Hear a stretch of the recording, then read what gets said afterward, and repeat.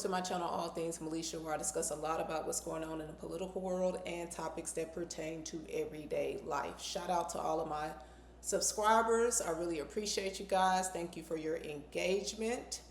Don't forget, if you see a video that you like, to give your girl a thumbs up. So today I wanted to come on here and discuss racial politics and the Supreme Court's redistricting ruling.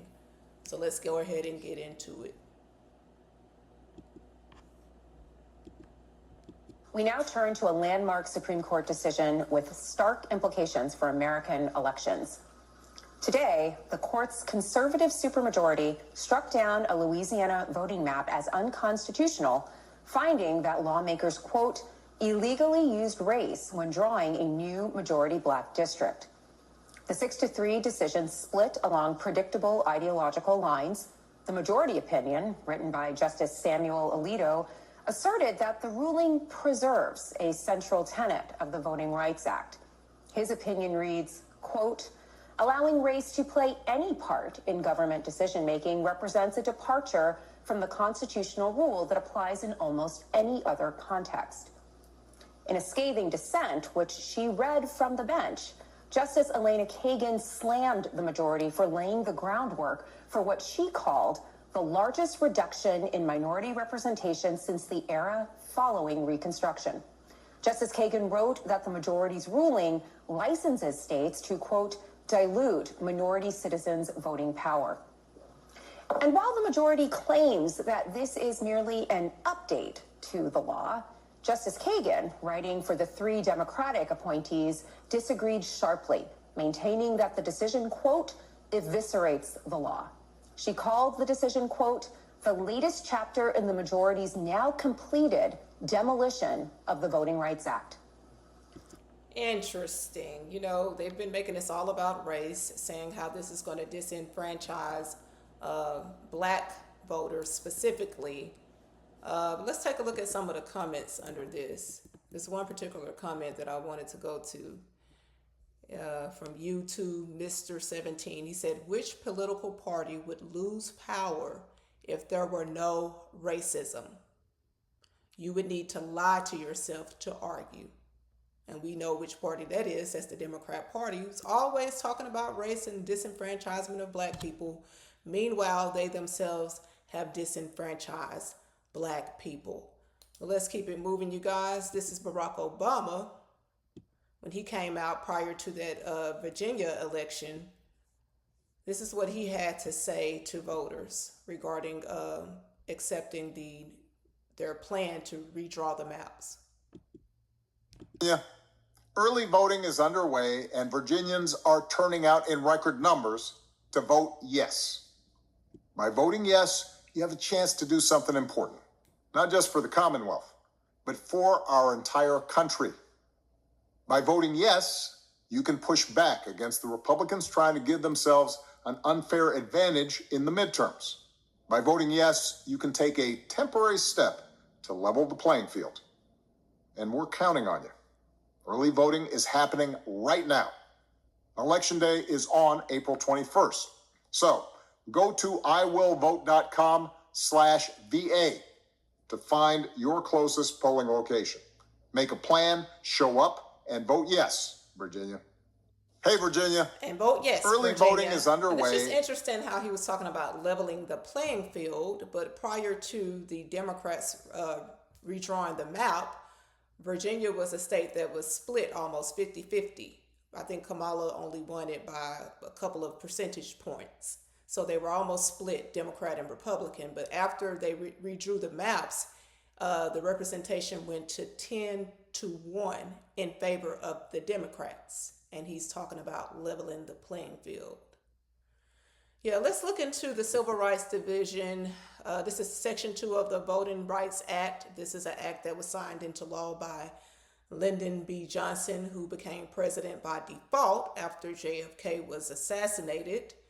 He wrote the Voting Rights Act, and he's also on record stating that he would have niggers voting for the Democrat Party for the next 200 years.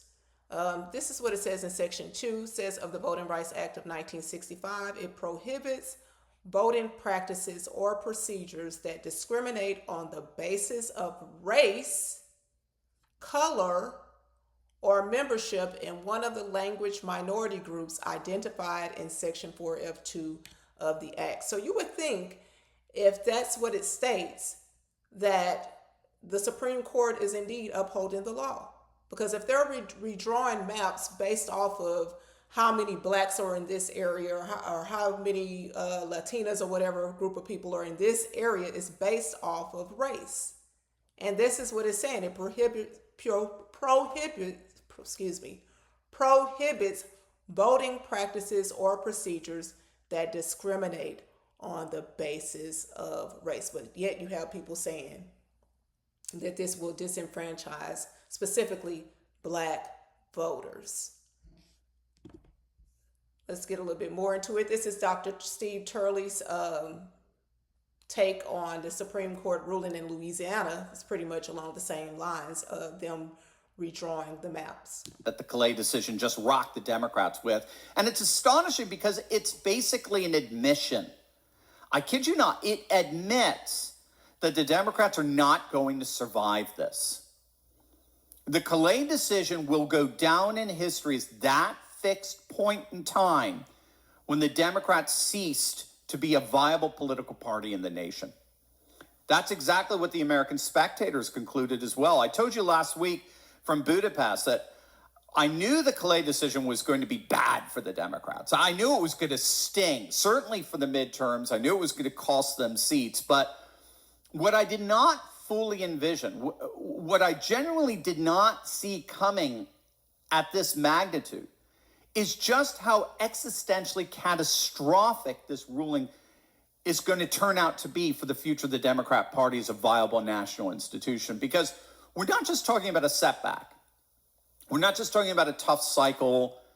I mean, we're talking about literally a structural demolition of the electoral architecture Democrats have been building brick by racial brick for over 40 years.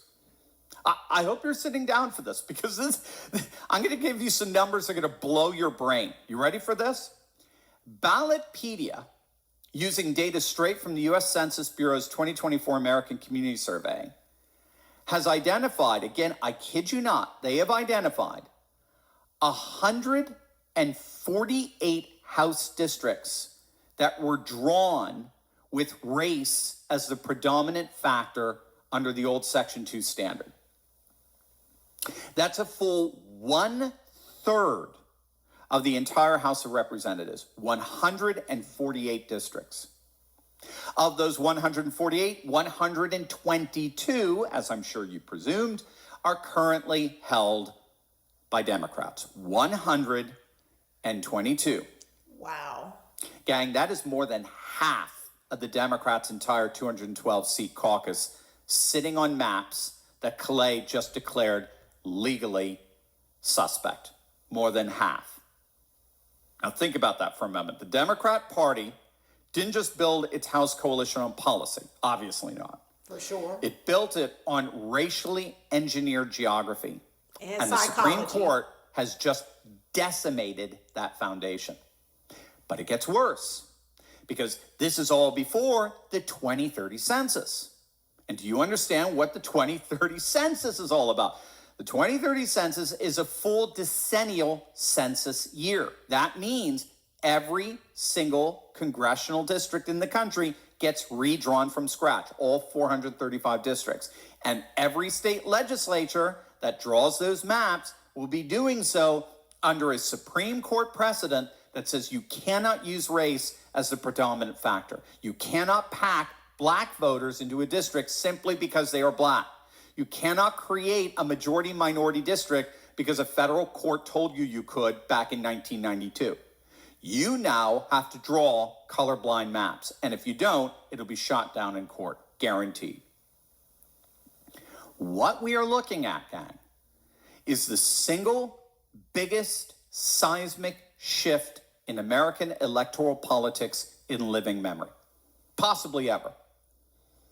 The left built a House majority largely on the backs of the Voting Rights Act, weaponized as a racial gerrymandering mandate. They turned Section 2 into a permanent reservation system for Democrat incumbents.